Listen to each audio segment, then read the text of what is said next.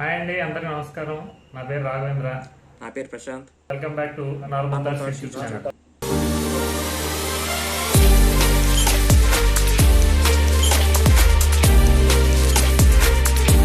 ఈరోజు ప్రశాంత్ కూడా వచ్చాడండి. రాబట్టురా. చెప్పండి ప్రశాంత్ గారు, ఈరోజు మనం ఏం చేయబోతున్నాం? హాయ్ అండి అందరికి.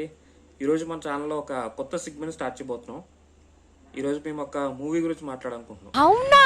నిజమా? సరే, ఈ సెగ్మెంట్ కి మరి ఏం పేరు పెడదాం అనుకుంటున్నాం? నేనైతే రీల్ టాక్ అని పెడదాం అనుకుంటున్నాను. ఓకేనా? ఓకే. ఈరోజు ఈ మూవీ నేమ్ ఏంటంటే ఇన్సెప్షన్. సరే, మరి ఈ సినిమా ఇన్సెప్షన్ అంటున్నావు, మరి చాలా మంది చూస్తుంటారు ఈ సినిమాని. మరి ఇప్పుడేం మాట్లాడతాం మరి ఈ సినిమా గురించి? చెప్పు.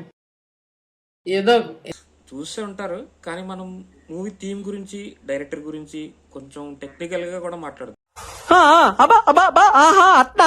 అబ్బో, ఓకే సరే, ఇంక స్టార్ట్ చేద్దాం. మరి ఎక్కడి నుంచి స్టార్ట్ చేద్దామో? ఎవరు స్టార్ట్ చేస్తారు? నువ్వే చెప్పు. ఎక్కడి నుంచి ఏంటి? ఫస్ట్ టైం ఇన్సెప్షన్ నువ్వు ఎప్పుడు చూసాక నీ ఫస్ట్ ఫీలింగ్ ఏంటి అది చెప్పు ఒకసారి. చెప్తా.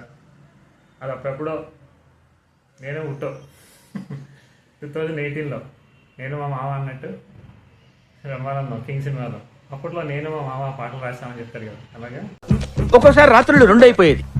నేను మామతో అలా అప్పుడెప్పుడో 2018 సంవత్సరంలో చెన్నైలో ఉన్నప్పుడు ఏదైనా సినిమా చూసామంటే సినిమా చూసామా, డౌన్లోడ్ చూసామా, డిలీట్ చేసామా అంతే. అలాగంటే డైరెక్టర్ని చూద్దాం, ఎత్తుకుదాం, లేకపోతే ఈ డైరెక్టర్ ఎంత బాగా తీసాడండి, ఆయన మీద ఏమన్నా ఇంకే సినిమా తీసాడు ఎతకడం, అంత రీసెర్చ్ చేయడం, అంత ఎతకడం ఏమి ఉండేది కాదు. అలాగా ఎవరో చెప్పారు ఇన్సెప్షన్ ఏదో బాగుంది అది ఇది అంటే సరే చూద్దాం అని డౌన్లోడ్ చేసాం. ఎలా చూసామో నీకు తెలుసు, నాకు తెలుసు, బయట చెప్పకూడదు కానీ. సో చూసాక ఫస్ట్ ఫీలింగ్ ఏంటంటే ఈ బాబు ఏంటి లాంగ్ సినిమా అనిపించింది అనమాట. అవి డౌన్లోడ్ చేస్తారు సినిమాలని అప్పుడు అనిపించింది. అప్పుడు ఎతికాడు ఎవరు బాబు ఈ డైరెక్టర్, ఎవరు బాబు ఈ కళాఖండ తీసిందే. అప్పుడు దొరికాడు గోట్ అంటే మ్యాక్ కదా, గ్రేటెస్ట్ ఆఫ్ ఆల్ టైమ్ అని. అది ఎవరో క్రిస్టోఫర్ నోలాన్ మామ దొరికాడు. సరే, ఇది నా ఫస్ట్ ఫీలింగ్ సినిమా చూసినప్పుడు. ఇదేంట్రా ఎంత బాగుంది అన్న ఫీలింగ్ అనమాట. ఈ బీర్ ఏంట్రా ఇంత టేస్ట్ గా ఉంది. సో ఇప్పుడు నీవు చెప్పు, నీ ఫీలింగ్ ఏంటి? ఫస్ట్ టైం ఎప్పుడు చూసావు? చూసాక నీ ఫీలింగ్ ఏంటి? అంతకుముందు క్రిస్టోఫర్ అని తెలుసా, లేకపోతే సినిమా చూసాకే తెలిసిందా? నేను చూసింది 2019లో. అప్పటికి సినిమా ఫేమస్ అయిపోయింది, అందరూ సజెస్ట్ చేశారు చూడమని. కానీ 2019లో నేను స్టార్ట్ చేసినప్పుడు నాకు ఫస్ట్ అవసరమా ఇలాంటి సినిమాలు చూడడం అని ఫస్ట్ సీన్ చూసాక అర్థమైంది. ఆ తర్వాత 2020లో మళ్ళీ కరోనా టైంలో చాలా ఖాళీగా ఉన్నాం కదా, ఆ టైంలో స్టార్ట్ చేసామంట. ఖాళీగా ఉండడానికి జాబ్ చేయట్లేదా? చేస్తున్నాం కదా జాబ్. జాబ్ చేస్తే ఖాళీ ఉన్న టైంలో చూస్తామండి. ఓకే ఓకే, అలా అయితే ఓకే. ఇంట్లోనే కదా మొత్తం ఉండేది. ఆ టైంలో చూసిన తర్వాత బాగా నచ్చింది. ఈ డ్రీమ్ కాన్సెప్ట్ అన్నది చాలా బాగా నచ్చింది. ఒకసారి స్టార్ట్ చేసిన తర్వాత క్లైమాక్స్ వరకు ఏమవుద్ది అనే టెన్షన్ బాగా క్రియేట్ అయింది. అదే మొత్తం ఒకే సిట్టింగ్లో మొత్తం కవర్ చేశాను. అప్పట్లో 2-3 సిట్టింగ్లు అయ్యి మూవీ చూడాలంటే. ఓకే ఓకే, అంటే కృష్ణ ముందే తెలుసా, సినిమా చూసాక తెలిసిందా అని? ముందే మాట్లాడుకున్నారు. సినిమా చూసాక అసలు ఈడు ఎలా ఉంటాడని ఫోటోలు చూడడం జరిగింది అనమాట. ఓకే ఓకే, సరే మరి ఇప్పుడు ఏం మాట్లాడదాం సినిమా గురించి? సినిమా ఏం ఆడతా అంటే సినిమాలో ఒక gist, cinema main plot, character arcs and any awards for the movie ఏమన్నా వచ్చి ఉంటే కనుక. సరే, నేనే స్టార్ట్ చేస్తా అయితే. ఓకే, నీకంటే 1 ఇయర్ ముందు చూసాను కాబట్టి నేనే ముందు చెప్తాను. బేసికల్గా మూవీ ఏంటంటే ఇన్సెప్షన్. పేరే ఇన్సెప్షన్ కదా, అసలు ఇన్సెప్షన్ మీనింగ్ చెప్పకపోతే ఎలాగా? ఇన్సెప్షన్ అంటే జనరల్ టర్మ్స్గా వేరే ఉంటుంది, కానీ ఈ సినిమాలో ఈ కాన్సెప్ట్ క్రిస్టోఫర్ నోలాన్ తీసుకుంది ఏంటంటే, క్రిస్టోఫర్ నోలాన్ ఏం చేస్తాడంటే ప్రతిదీ స్పూన్ ఫీడ్ చేయడు ఆడియన్స్కి. ఏం చెప్తారంటే నా ఆడియన్స్ కూడా తెలివైన వాళ్ళే, వాళ్ళు ఎతికి ఏదన్నా కనుక్కోగలరు అనే మీనింగ్లో పెడతారు అనమాట. ఏదైనా అతని సినిమా కాబట్టి చూసామంటే it doesn't spoon feed you, ఈ lets the audience think and do the research అనమాట.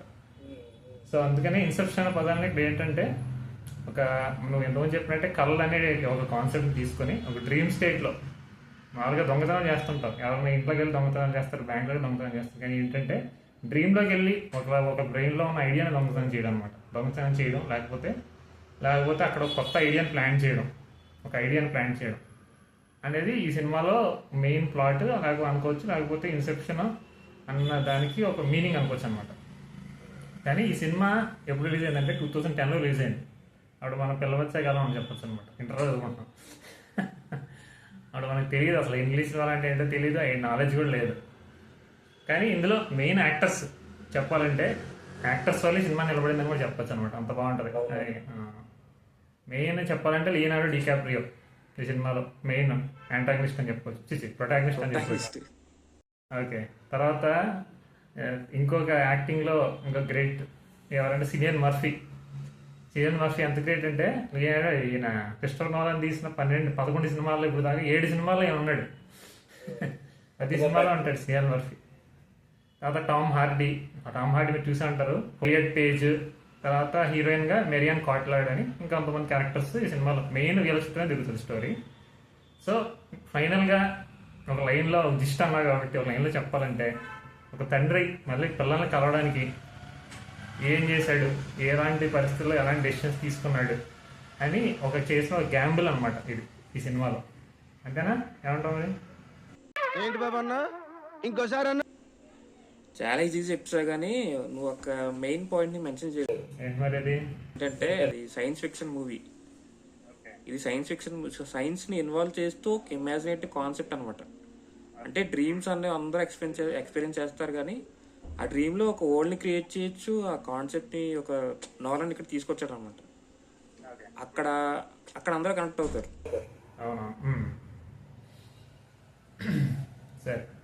ఇప్పుడు ఏంటంటే లియోనార్డో ఇందులో ఒక ఇన్సెప్షన్ క్యారీ అవుట్ చేయాలి. ఎందుకు క్యారీ అవుట్ చేయాలి అనేది ఏంటంటే ఇక్కడ తన వైఫ్ని తను చంపాడు అనే ఒక దాని అంటే నింద ఉంటుంది అంత మీద. అప్పుడు ఏం చేస్తాడంటే అందుకని ఆ దేశంలో ఉండకుండా పిల్లల్ని కూడా వదిలేసి పిల్లల్ని తన టీచర్ కాదు వాళ్ళ మావ అనుకోవచ్చు, వాళ్ళ మావ దగ్గర వదిలేసి దేశం వదిలి పారిపోయి వస్తాడు. ఇప్పుడు అతను ఏదైతే కొత్తగా ఏ దేశంలో ఉన్నాడంటే ఆ దేశంలో ఒక మల్టీ మిలియన్ లేదా ఒక బిజినెస్ మ్యాన్ అనుకున్నాం. ఒక బిజినెస్ మ్యాన్ ఉంటాడు. ఆ బిజినెస్ మ్యాన్ ఒక రైవల్ ఉంటాడు. ఆ రైవల్ ఆల్మోస్ట్ డెత్ బెడ్ మీద ఉంటాడు అనమాట. ఇప్పుడు ఇతను ఎవరైతే అతన్ని ఏదైతే రైవల్ ఉంటాడో రైవల్ చనిపోతే ఇతనే టాప్లో ఉంటాడో అని అనుకుంటూ ఉంటాడు. కానీ ఎప్పుడైతే తన కొడుక్కి తన బిజినెస్ ఐడియా మొత్తం బిజినెస్ ఇచ్చేస్తాడో తన రైవల్ నుంచి చేసిన తర్వాత ఇతనికి ఒక ఐడియా వస్తుంది. ఇన్సెప్షన్ క్యారీ చేయొచ్చు కదా. ఇన్సెప్షన్ క్యారీ అవుట్ చేసి ఆ రైవల్ కొడుకు బ్రెయిన్లో నేను బిజినెస్ తీసుకోను, డిజాల్వ్ చేసేసి నా కాళ్ళ మీద నేను నిలబడతానని ఒక ఐడియాని ప్లాన్ చేయాలి అనే దిక్కుమాల ఐడియాకి మన హీరో గారిని పిలిచి లియోనార్డో డికాప్రియో యాక్చువల్లీ క్యారెక్టర్ పేరు కాబ్ అనమాట దీంట్లో. అప్పుడు ఈ కాబ్ లియోనార్డో పిలిచిన తర్వాత ఇతను ఒక ఆఫర్ ఇస్తాడు. నువ్వు ఇన్సెప్షన్ క్యారీ అవుట్ చేస్తే నా లింక్స్ లేకపోతే నా ఇన్ఫ్లుయెన్స్ యూజ్ చేసి నీ ఓన్ కంట్రీకి నేను పంపిస్తాను, నీ పిల్లలను మళ్ళీ కలుసుకోవచ్చు అనే ఒక డీల్ మాట్లాడతారు. నీకు ఓకే అంటే ఓకే, లేకపోతే ఇంకంతే నువ్వు ఎప్పటికైనా ఎక్కడ ఉంటావు, ఎప్పుడు నీ పిల్లల్ని కలలేదని చెప్తాడు. అది స్టార్టింగ్ పాయింట్ అనమాట ఈ సినిమాలో మెయిన్ ప్లాట్లో స్టార్ట్. అవును, ఇది చాలా పెద్ద రిస్కీ ప్రాసెస్. ఎందుకంటే ఐడియా ప్లాన్ చేయాలంటే 3 levels ఆఫ్ డ్రీమ్ స్టేట్లోకి వెళ్ళాలి. అంటే to make idea look natural, అంటే సిలియన్ మర్ఫీకి అది న్యాచురల్గా అనిపించాలంటే 3 levels లోపలికి వెళ్ళాలి. కానీ పిల్లల్ని మళ్ళీ చూడాలని ఇంకో దారి లేదు అని మన హీరో కనిపిస్తుంది అనమాట. సరే, దానికోసమైనా హీరో ఒప్పుకుంటాడు. ఒక టీంని రెడీ చేసుకుంటాడు, ఒక ఆర్కిటెక్ట్ని. ఏంటంటే ఒక డ్రీమ్ని డిజైన్ చేయాలంటే ఒక ఆర్కిటెక్ట్ కావాలి. ఇదంతా ముందు ఎక్స్ప్లెయిన్ చేస్తారు స్టోరీలో. సో అలాగే ఒక ఫారినర్ ఓకే, అవును ఫార్జర్, అవును ఫారినర్ అంటే అతను వేరే మనిషిలాగా మ్యానిపులేట్ చేస్తున్నాడు మనిషిని డ్రీమ్లో, నిజం లైఫ్లో కాదు. వేరే పర్సనాలిటీ లాగా అతను యాక్ట్ చేసి అవతల నమ్మిస్తాడు అనమాట. ఫోర్జర్ చేస్తూ ఉంటాడు అన్ని. మళ్ళీ ఒక కెమిస్ట్ని కూడా తీసుకొస్తాడు, పెడతాడు. అవును, ఎందుకంటే వాళ్ళందరినీ సెడేషన్లో ఉంచాలి. ఈ డ్రీమ్ సేపు వాళ్ళు ఆ కోమా స్టేజ్ లాగా డ్రీమ్ స్టేజ్లోనే ఉంటారు అనమాట. రియల్ లైఫ్లో వాళ్ళు పడుకునే ఉంటారు, డ్రీమ్ వరల్డ్లో వాళ్ళు లేచి ఉంటారు అనమాట. మొత్తం అంతా అందులో టీంలో జరుగుతుంది. ఓకే, దీంట్లో ఏంటంటే ఈ ప్రాసెస్ని 3 levels ఉన్నాయి కాబట్టి టైం అనేది అంటే రియల్ వరల్డ్లో టైము, డ్రీమ్లో టైము వేరేగా ఉంటుంది అనమాట. సో లెవెల్స్ వెళ్ళే కొద్దీ ఇంకా స్లో అవుతుంది టైం అనే కాన్సెప్ట్ దీంట్లో తీసుకున్నాడు. అది ఎంతవరకు మనకు తెలీదు.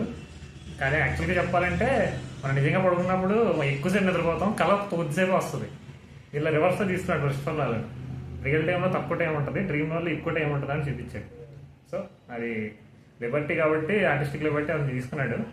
సో దీన్ని క్యారెక్ట్ చేయాలని కనీసం 12 hours కావాలి. 12 hours కావాలంటే ఆ టైంకి ఆ రైవల్ ఎవరైతే ఉన్నాడో అతను చనిపోతాడు. అతను కలవడానికి సిలియన్ మర్ఫీ వెళ్తూ ఉంటాడు అనమాట. సో వెళ్ళే టైంలోనే ఇతనికి ఐడియా ప్లాన్ చేయాలి అతను కలవక ముందే అని చెప్పి వాళ్ళ ఫ్లైట్ ఏదైతే సిలియన్ మర్ఫీ వెళ్ళిన ఫ్లైట్లో దాంట్లో ఏదో ఫాల్ట్ క్రియేట్ చేసి ఒక వేరే ఫ్లైట్లో టికెట్ బుక్ చేసుకునేలా చేస్తారనమాట. సో ఇప్పుడు ఏం చెప్తారంటే అది అలాగే ఫస్ట్ క్లాస్ వెళ్తారు కదా, ఫస్ట్ క్లాస్ క్యాబిన్, తర్వాత క్యాబిన్ కొనాలి, క్యాబిన్లో ఉన్న అటెండెంట్ కొనాలి, వాళ్ళు అటు ఇటు తిరగకుండా ఎవరిని ఎవరు లేకుండా మిగతా సీట్లను మనమే కొనేయాలని చెప్తారనమాట. బిజినెస్ మ్యాన్ మొత్తం ఏం చేస్తాడంటే మొత్తం ఏరోప్లేన్ ఫ్రాంచైజీనే కొనేస్తాడు. కొనేసి సిలియన్ మర్ఫీకి ఏమో మత్తిస్తారు, మత్తి ఇవ్వడానికి ప్లాన్ చేస్తారు. చేసినప్పుడు ఎక్కడ దాకా బాగానే ఉంటుంది, కానీ అక్కడ వైల్డ్ కార్డ్ ఎంట్రీ ఒక క్యారెక్టర్ వస్తుంది అనమాట. ఎవరంటే మనోడు వైఫ్, లియోనార్డో డికాప్రియో వైఫ్ వస్తుంది అనమాట. లియోనార్డో వైఫ్ ఉంటుంది. అసలు యాక్చువల్గా ఏమవుతుందంటే లియోనార్డో డికాప్రియో వాళ్ళ వైఫ్ ఇద్దరు కలిసి కళ్ళలో 50 సంవత్సరాలు గడుపుతారు. 50 సంవత్సరాలు గడిపారు ముసలి అవ్వకుండా అంటే అదే ట్విస్ట్ ఇక్కడ.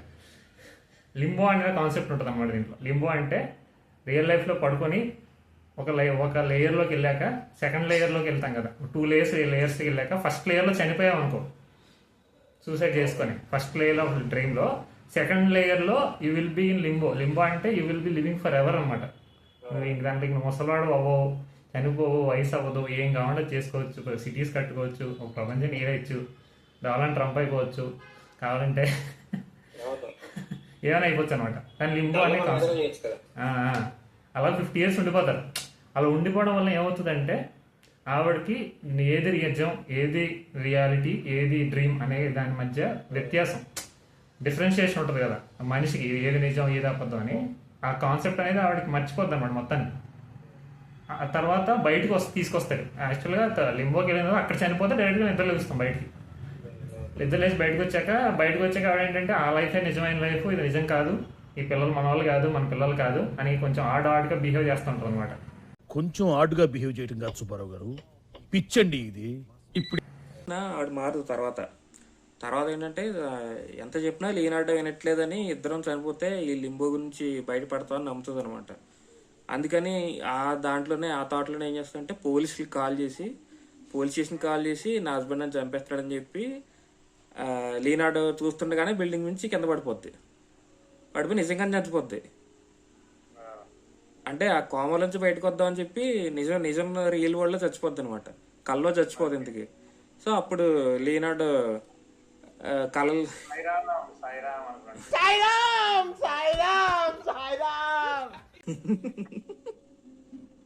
అప్పుడు ఏమవుద్దంటే యాక్చువల్గా ఇప్పుడు ఆవిడ ఫోన్ చేసి చెప్పిన పోలీసులకి నా భర్తను చంపేస్తాడని చెప్పి, ఇప్పుడు ఎలా ప్రూవ్ చేసుకున్నా లేనాడు అదే స్పాట్లో ఉన్నాడు.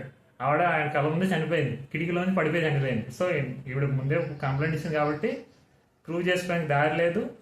అదే కాక ప్రైమరీ సస్పెక్ట్, మెయిన్ సస్పెక్ట్ హస్బెండే కాబట్టి ఇంకా ఇది దారి లేక దిక్కు లేక పిల్లల్ని కూడా వదిలేసి పారిపోతాడు, ఇంకా దేశాన్ని వదిలేసి పారిపోతాడు.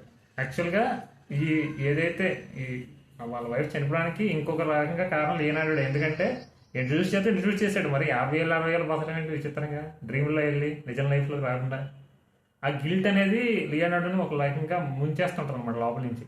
ఆ గిల్ట్ గుర్తొచ్చినప్పుడల్లా లోపల ఈవిడ బాడీ లోపల వైల్డ్ కార్డ్ ఎంట్రీ ఇవ్వడం, అందరి మీద అటాక్ చేయడం చేస్తూ ఉంటారు అనమాట. మనం రియల్ స్టోరీకి వచ్చేస్తే ఇంకా ఫ్లైట్లో విత్ ఇన్ ద డ్రీమ్ అనే ఒక 3 levels లోపలికి వెళ్ళి సిలియన్ మర్ఫీని రెయిన్లో ఎలా అంటే ఒక ఐడియాని ప్లాన్ చేస్తారు అనేది ఇక రెస్ట్ స్టోరీ అనమాట. నెక్స్ట్ ఏంటంటే ఇంకా అందరూ లాస్ట్ సెకండ్ వరకు అసలు బయటకు వస్తారో లేదో అనేది సీటేజ్లో ఉండి చూసేలా ఉంటుంది ఇంకా. సో మధ్యలో ఏమవుతుందంటే లియోనార్డో వైపు సడన్గా ఎంటర్ ఇచ్చి అలా వెళ్ళిపోతూ ఉంటుంది. అసలు లాస్ట్లో సిలియన్ మర్ఫీని కిడ్నాప్ చేసి 3rd level తీసుకెళ్ళిపోతుంది, వాళ్ళ వరల్డ్లోకి తీసుకెళ్ళిపోద్ది. ఇంకా అప్పుడు ఏం చేస్తారు లియోనార్డో తప్పక మళ్ళీ ఆ లెవెల్కి వెళ్ళి మళ్ళీ ఆవిడని చంపేసి సిలియన్ మర్ఫీని బయటకు తీసుకొస్తాడు. లేకపోతే సిలియన్ మర్ఫీ లోపల చచ్చిపోతే ఇంకేముంది రైవలరీ. యాక్చువల్గా చనిపోయినా చనిపోయినా కోమలు ఉంటాడు తప్ప నిజంగా చనిపోడు కదా బయట లైఫ్లో. సో అది కాన్సెప్ట్ అనమాట. లాస్ట్కి హీరో ఇంటికి వెళ్ళాక నిజంగా డ్రీమ్లో ఉన్నానా లేదా అని టోటమ్ని యూజ్ చేసి చేస్తాడు. బొంగరలా ఉంటుంది అది. అదేంటంటే ఆ టోటమ్ ఏంటంటే అది తిప్పితే అది రియల్ వరల్డ్ అయితే అది పడిపోద్ది, డ్రీమ్ అయితే తిరుగుతూనే ఉంటుంది అనమాట. అది యూజ్ చేసుకున్నాడు. అది డ్రీమా రియల్ వరల్డ్ అనేది కనిపెడుతూ ఉంటాడు. ఇది లాస్ట్ సీన్ తర్వాత లాస్ట్ సీన్లో ఉంటుందేమో కదా అది మనకి. లాస్ట్ సీన్లో అది తిరుగుతూ ఉంటుంది. అది ఇంటికి వస్తాడు కానీ డౌట్ వస్తుంది, నిజంగా వచ్చానా కల్లో ఉన్నానా అని డౌట్ వచ్చి టోటం తిప్పుతాడు. తిప్పిన తర్వాత ఏమవుద్ది, ఆ టోటం తిరుగుతూ ఉంటుంది. అంతలో పిల్లలు కనిపిస్తారు. పిల్లల దగ్గరికి వెళ్ళిపోతాడు. మనకి వైడ్ షాట్ జూమ్ దగ్గరికి వెళ్తూ ఆ టోటం మీదకి వెళ్తుంది. వెళ్ళి అది స్లో అవుతా ఉంటుంది. స్లో అయిందే లేదో చూపిస్తే బ్లాక్ స్క్రీన్ బ్లాక్ చేస్తుంది.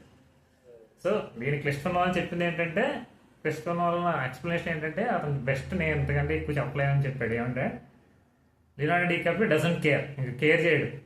అది నిజమా కాదనేది ఇంకా అక్కర్లేదు. అతను పిల్లల్ని కలిసాడు కాబట్టి. అతనికి ఎండ్ గోల్ ఏంటి, పిల్లల్ని కలవడం.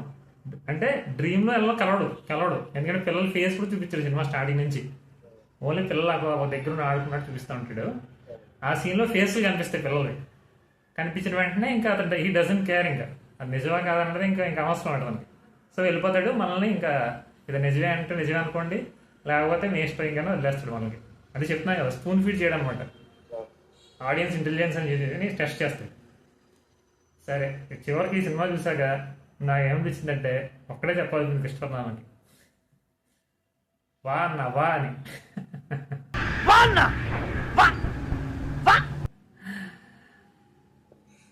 నీకేమనిపించింది? నాకు అలాగ అనిపించింది. కాకపోతే ఈ కాన్సెప్ట్ అనేది చాలా డిఫికల్ట్గా ఉంటుంది. ఏమంటారు, క్లిష్టమైన పరిస్థితులు ఉంటాయి కదా. ఈ కాన్సెప్ట్ని అర్థం చేసుకోవడమే ఆడియన్స్ కష్టం. అంటే మళ్ళీ ఆ కాన్సెప్ట్లో ఆ సినిమాలో మధ్యలో కొన్ని ప్రాబ్లమ్స్ వస్తూ ఉంటాయి. దాన్ని హీరో సాల్వ్ చేస్తూ ఉంటాడు. వాటిలో ఉండే ట్విస్ట్లు టర్న్స్ అవన్నీ అర్థం చేసుకోవాల్సి ఉంటుంది. అందుకని ఫస్ట్ చాలా మంది సినిమా అర్థం కాలేదు కానీ చాలా బాగుందని చెప్పేవారు అనమాట. ఏం అర్థం కావట్లేదంట, చాలా బాగుంది. సో ఫైనల్లీ ఈ సినిమా జస్ట్ మాట్లాడాం, క్యారెక్టర్ ఆర్ట్స్ గురించి మాట్లాడాం. ఇంక లాస్ట్ మిగిలిన అవార్డ్స్. ఈ సినిమాకి ఏమైనా అవార్డులు వచ్చాయి? మరి అవార్డ్స్ వస్తాయంటే ఆస్కార్లో వచ్చి 4 అవార్డులు వచ్చినాయి. ఏంటంటే first cinematography, VFX, sound editing, sound mixing అవన్నీ వచ్చినాయి. సినిమాటోగ్రఫీ అంటే ఏంట్రా, నాకు ఎప్పుడు తెలీదు. సినిమాటోగ్రఫీ అంటే it's art and craft of capturing moving images అనమాట, using film or any digital camera. తెలుగులో చెప్తే అర్థం అవుతుంది కదా. ఏంటంటే డైరెక్టర్ ఫోటోగ్రఫీ ఇద్దరు కలిసి ఒక స్క్రిప్ట్ని డెవలప్ చేసి విజువల్గా స్టోరీగా ఎలా చూపించాలో చేసి చూపించడమే సినిమాటోగ్రఫీ అనమాట. మరి విఎఫ్ఎక్స్ అంటే ఏంటో తెలుసా? మేమే చదువుకున్నానండి వానకాలం చదువులు. విఎఫ్ఎక్స్ అంటే ఏముంది, కంప్యూటర్లో క్రియేట్ చేసిన గ్రాఫిక్స్ని, విజువల్స్ని రియల్ వరల్డ్కి ఎలా బ్లెండ్ చేయడమే కదా విఎఫ్ఎక్స్ అంటే. Visual effects, VFX. Christopher Nolan ఈ సినిమా చూసిన తర్వాత క్రిస్టోఫర్ నోలన్ గురించి మాట్లాడాలంటే ఈ వీడియోకి లెంత్ సరిపోదు, చాలా ఉంది. ఎందుకంటే 11 సినిమా తీసాడు ఆయన. 11 అనుమతిలే, ఒకటి తక్కువ కాదు ఒకటి ఎక్కువ కాదు అనమాట. ఆయన గురించి డెడికేటెడ్గా ఒక వీడియో చేద్దాం. ఈ వీడియోకి ఇంతే. సో అదండి ఈ వీడియోకి. ఈరోజు ప్రశాంత్ కూడా తీసుకొచ్చాను ఎవరో కష్టపడి అపాయింట్మెంట్ తీసుకొని. ఈట కూడా వచ్చాడా? సరే అది. సో మీకు ఈ వీడియో నచ్చినట్టయితే సబ్స్క్రైబ్ చేయండి. లేకపోతే మీకు ఏదైనా సినిమా, కొత్త సినిమా ఏదన్నా మీకు అర్థం కాని సినిమా ఏదైనా ఎక్స్ప్లెనేషన్ కావాలంటే కింద కామెంట్స్లో మెన్షన్ చేయండి. ఆ సినిమా ఒకవేళ మేము చూసుంటే అది ఎక్స్ప్లెయిన్ చేయడానికి ట్రై చేస్తాం, లేకపోతే మీకోసం చూసైనా ఎక్స్ప్లెయిన్ చేస్తాం.